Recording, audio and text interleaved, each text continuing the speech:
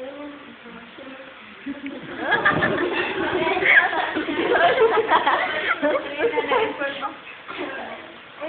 gabi mga kapuso, alam niyo natin kung ano-ano po kapuso tayong lahat. Ngayong gabi mga kapuso, alam niyo natin kung paano para maging isang matagumpay at tagyag na mag-uulat. Ladies and gentlemen, let's welcome isa itong taong tanyag sa media. Mrs.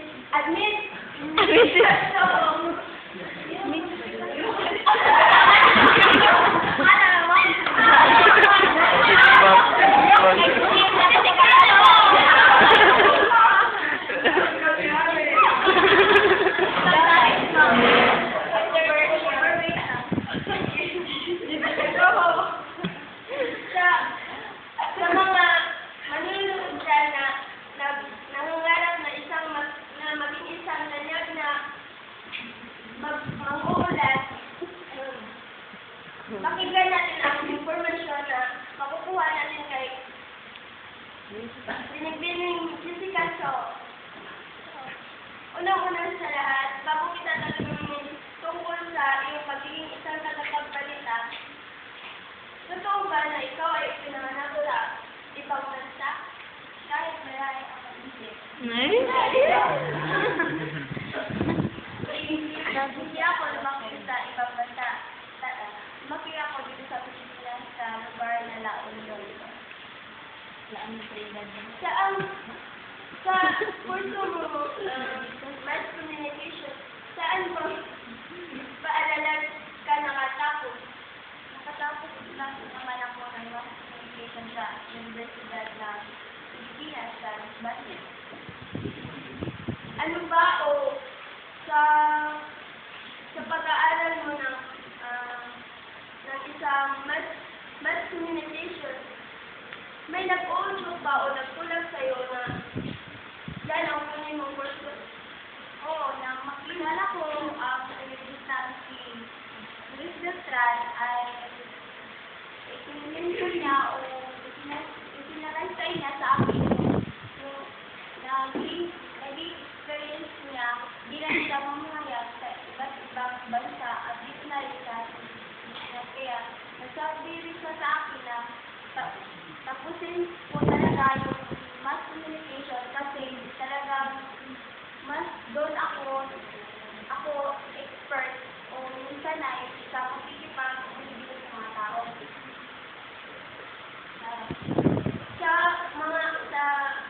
Hindi natin alam, di ba, hindi natin, just lang nakakaalam kung ano ang mangyayari natin araw-araw kung sa pagkikipag-communicate natin sa ibang tao, kung may aksidente ba o mangyari, hindi ka ba nababahala o natatakot sa anumang mangyari sa'yo sa tuwing ikaw ay nag-uulan sa iba't ibang lugar? Noong una, sa totoo lang ay pinakabahan ako kasi unang-unang naging balita ko ay itong gera sa Mindanao. Kahit baguhan pa lang ako, talagang pinag-focus ko sa sarili ko sa pagbabalita at kahit maging voice man ng buhay ko ang pag-prosesan ito. Sa unang pag-uulat mo, ano ba ang iyong nararamdaman? Kinakabahan ka ba? Or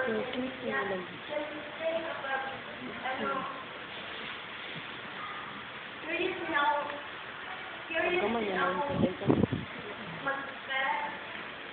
para malaman po kung pareho ba tayo nung naging kalalasan nung una din ako nag-i-interview at umarap sa kanila na nakikita sa buong mundo. Oo, talagang iyak kasi hindi naman talaga ako kilala bilang tagapag-ulat at sa kaunaan naman sa YouTube. ay Naging pregnancy and ako shifting. sa mga tao hindi ko naman kilala Ipasal sa Facebook. totoo ba na bago ka nag-aaral isang mass communication. Kinuha ko daw ang isang course ko na isang ano ba ang natinansin mo? Bakit hindi mo ito Patulong. pagpatuloy? Unang-una, ginawa ko talaga ang political science dahil gusto ko talagang abogado para may pagpatuloy man.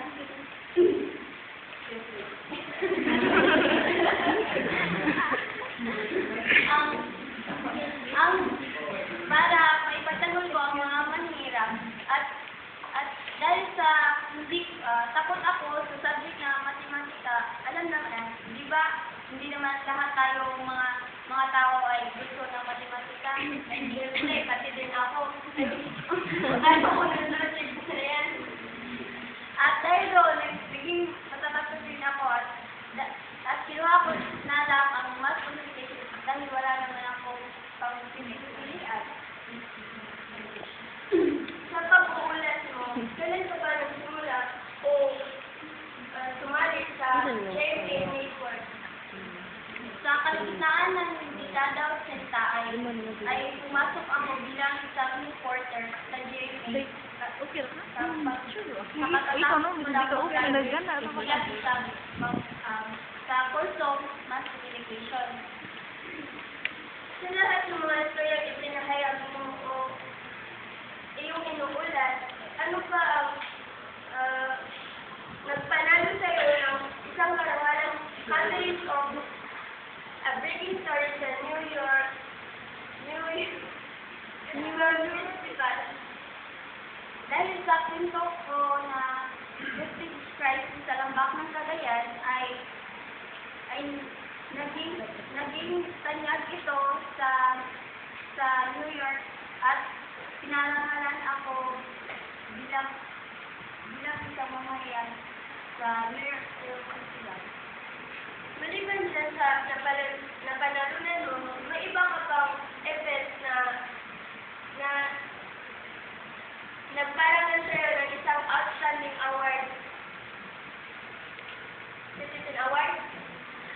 Oo, dahil din sa iyong kapusog mo sa show ko na ako ang host din, ay isa rin yan sa mga naging parangal sa aking programa. Ngayon, bilang isang sikat at tanyag na taga-ulat, ano ba ang maipapayo mo sa mga estudyante o sa mga nanonood ngayon na nangangarap na maging isang tanyag na manunulat? Mag-uulat. Sa mga nanonood natin yan at sa mga audience ay ang nais ko lang Lagi mo nga din na sa'yo. sa inyo ay kung gusto nyo maging isang tanyag na manunulat, mag-uulat ay dapat maging focus kayo sa at inyong binabalita at dapat maging isa rin kayong